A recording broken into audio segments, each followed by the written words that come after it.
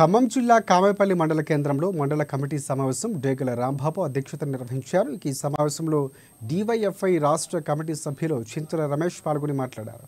రాష్ట్రంలో కాంగ్రెస్ ప్రభుత్వం అధికారంలోకి వచ్చి సంవత్సరం కావస్తున్న నిరుద్యోగులకు యువతకు ఇచ్చిన హామీలు అమలు చేయడంలో పూర్తిగా నిర్లక్ష్యం వహిస్తుందని, అధికారంలోకి వచ్చిన సంవత్సరంలోనే 2 లక్షల ఉద్యోగాలు ఇస్తామని చెప్పారని ఆయన తెలిపారు.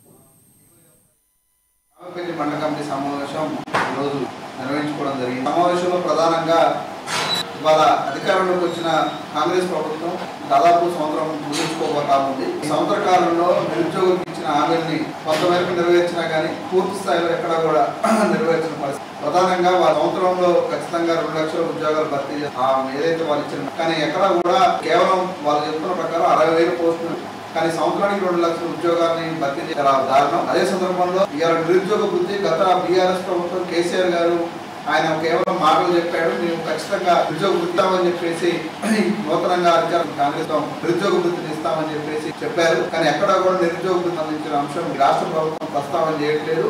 దానివల్ల ఈరోజు చాలా మంది నిరుద్యోగ సంఖ్య పెరిగి ఆర్థికంగా ఇబ్బందులు పడుతూ కూడా రకరకాల చిన్న పనులు చేసుకుంటూ ఇబ్బంది పడతా ఉన్నారు.